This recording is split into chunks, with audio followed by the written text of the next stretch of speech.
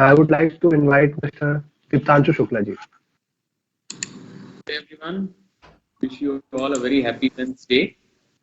Thank you for giving this opportunity to speak amongst various luminaries from the legal and academic fraternity. I will start with the cause of the problems which have arisen today and then move on to provide specific instances of the kinds of gender biased laws that we have, and then further move on to specific solutions which presently exist for the men who have been involved in false cases. Indian law at the time of independence was largely copied with some modifications from British law as it then existed. So we are essentially largely following the same laws which were drafted by our oppressors to rule over us ruthlessly. Post independence, we have essentially outsourced lawmaking to agencies who have all the wrong kinds of motivations, whether it is vote bank driven politics, TRP driven media, or foreign funded NGOs. Not only does this lead to drafting of draconian laws simply to appease public sentiment at the cost of justice, but it may also defeat the very purpose of the legislation. To give an example, the media, various NGOs, and politicians have repeatedly made comments in favor of death penalty for the offense of rape. A criminologist would search the same kind of punishment for murder and for rape would surely motivate a criminal to eliminate the only witness, that is, murder the rape victim, thereby reducing his chances of conviction. Another example where poorly drafted laws are doing the exact opposite of the purpose for which they were drafted are family laws. Family Courts Act states that the purpose and aim of establishing the family courts is to protect and preserve the institution of marriage and to promote the welfare of children. A simple visit to the Family Court of India will tell you that the exact opposite has been happening in these courts. The only saving grace in this wild jungle of poorly drafted and badly motivated laws has been Part 3 of the Constitution, which deals with fundamental rights. But rights are enjoyed by those who are aware of it, or those who can hire a battery of lawyers to ensure that their rights are protected. This is why I say that terrorists enjoy more rights in India than men accused of crimes against women. But first, I would start with pointing out specific instances of gender bias in our laws. Now, gender bias is apparent both in civil as well as criminal laws in India. To start with, Section 19 of the Hindu Marriage Act 1955, which deals with jurisdiction, allows the wife to file the petition at her place of residence, but does not permit the husband to file the petition at his place of residence. In most cases, the husband is at the receiving end because he has to attend court dates which may be hundreds of kilometers away. This takes a toll on his health and finances, and he loses the case even before the judgment is pronounced. Moving on to the Hindu Minority and Guardianship Act, Section 6 calls father as the natural guardian, but states that custody of a minor below the age of 5 years shall normally lie with the mother. It is extremely rare for a father to be given custody of a child below the age of 5. By the time the child is 5 years old, his or her bond with the mother would have increased, while he or she grows more and more detached from the father. In many cases, the child suffers from parental alienation syndrome, where he or she has been brainwashed so much against the father that the child believes that the father is a very bad person. Thus, when the opinion of the child is sought by the judge while deciding a custody case, it is seen that in most cases the child does not want to go with the father. Moving on to cases which are of a semi-criminal nature, Section 125 of Criminal Procedure Code is another gender-biased law which provides for maintenance to wives but not to husbands. Moreover, even though CRPC 125 is a summary remedy, there is a provision for interim maintenance, under which, without recording evidence, simply on the basis of affidavits and counter affidavits, maintenance is announced. it is seen that in many cases, petitioners who would have been otherwise ineligible for maintenance are able to obtain interim maintenance, and thereafter they drag the cases for several years once interim maintenance is ordered. Interim maintenance is a completely unnecessary provision due to which CRPC 125 cases which would have been finished in months take years to finish. Moving on to the Domestic Violence Act as it is called. The actual name of the act is Protection of Women from Domestic Violence Act. Thus, from the very name, it protects only women from domestic violence. The laws of the country thus fail to even acknowledge that men too can be and are victims of domestic violence.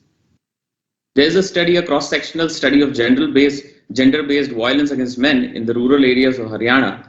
It is available on the Indian Journal of Community Medicine, and it reports that about 52% of all married men experience some sort of domestic violence from their partners.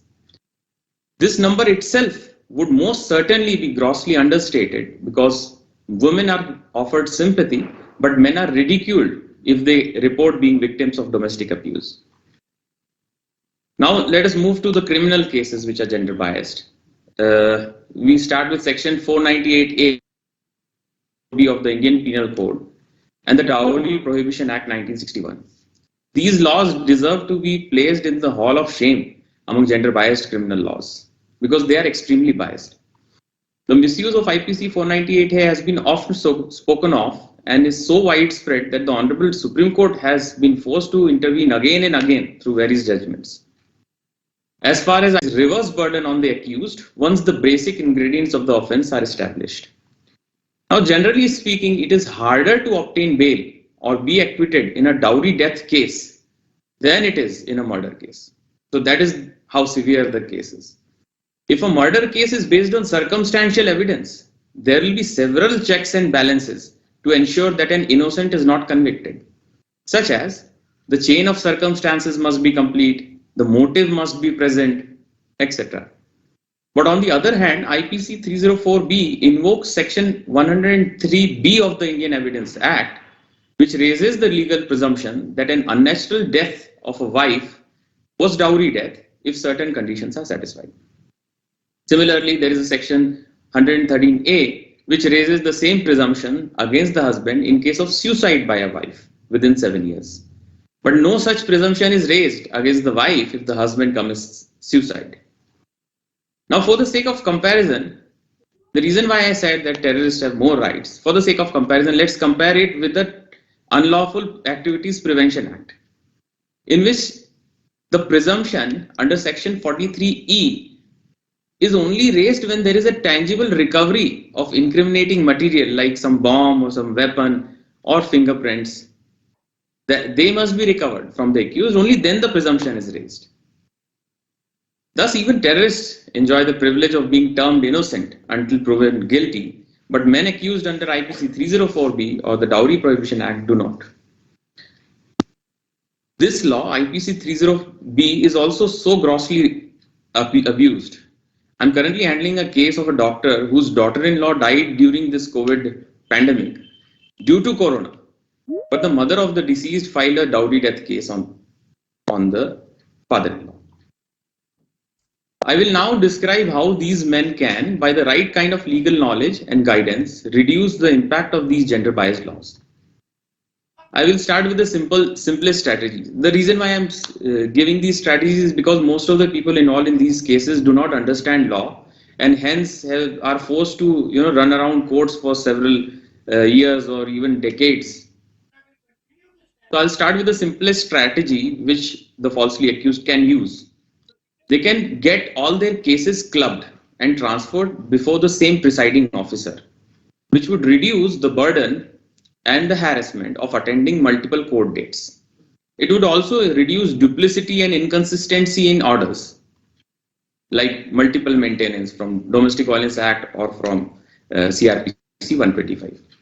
The second strategy is to get the criminal cases expedited, either by filing an application under section 309 of Criminal Procedure Code, or if that doesn't work, to get an order for early disposal, time-bound disposal from the Honorable High Court under section 482 of Criminal Procedure Code. Now, expediting a false case builds tremendous pressure on the complainant because a person who makes false claims naturally fears cross-examination. Many times it is seen that through some administrative order, cases are transferred in bulk to a magistrate who is assigned to try all similar kind of cases involving crime against women. Now, the presiding officer before whom evidence was recorded previously and who had seen the demeanor of the witnesses and conduct of the parties, like, say, for example, delaying tactics on behalf of the complainant, would certainly have been in a better position to pronounce a fair judgment in the matter. But suddenly, the cases are transferred to a different magistrate who does not have the, he has not seen the case so far, and for whom the case is just a fresh case. And most of the accused silently accept this transfer, foregoing their rights. They do not realize that an accused has a right to obtain judgment from the same judge before whom most of the evidence was recorded. One who hears must decide. This was stated by the Honorable Supreme Court in Pyare Lal versus State of Punjab. Although this right has been subsequently somewhat diluted by Section 326 of Criminal Procedure Code, it has been made clear by the Honorable Supreme Court that Section 326 CRPC, which allows a subsequent presiding officer to act upon the evidence recorded by his predecessor, is an exception and not the norm. Moreover, the CRPC 326 itself states that the principle must be strictly adhered to in summary trials such as domestic violence case. So if it is a summary trial, a succeeding presiding officer cannot act on the evidence which has been recorded by his predecessor, and a fresh re-recording of evidence must be done. So by using these rights, we were successful in not only getting a case transferred back to the presiding officer who had recorded most of the evidence, but also obtained an order that the presiding officer who was under transfer at that time should pronounce judgment before being relieved of his duties. Lastly, I would give you a very glaring example of how terrorists are enjoying more rights in India than men accused in crimes against women. The fundamental right to silence guaranteed by the Constitution of India under Article 20 subsection 3 is a right enjoyed by terrorists, but happily foregone by the men accused in matrimonial cases. It is generally seen that in matrimonial disputes, the husband is hit with a number of cases with the same copy-paste allegations.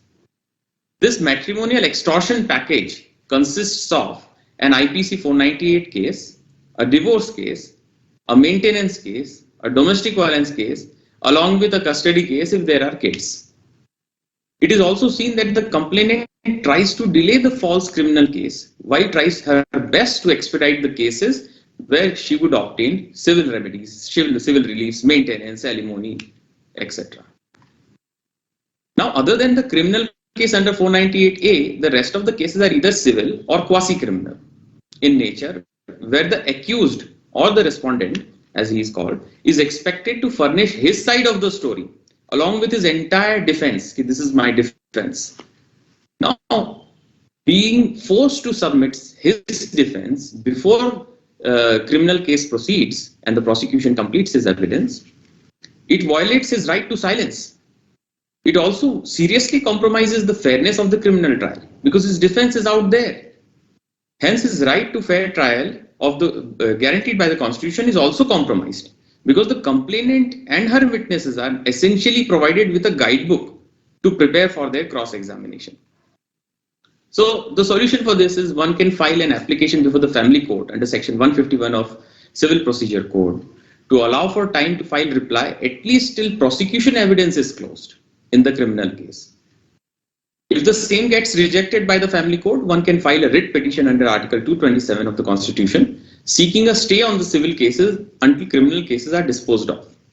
We tried it for the first time and were successful in obtaining a relief after relying on a number of such judgments. Once acquitted, the falsely accused can prosecute the false complainants under defamation and perjury. The fear of punishment often results in a quick disposal and resolution of all pending disputes and brings an effective closure to the dispute. Now, in an ideal world, the laws would be gender neutral and we would have the stringent punishment for misuse of these laws. I have proposed a new law called the LAMP Act, or the Prevention of Law Misuse Act, which would provide a summary remedy against false accusation for all laws, because the existing provisions of perjury and false evidence are toothless and rarely resorted to.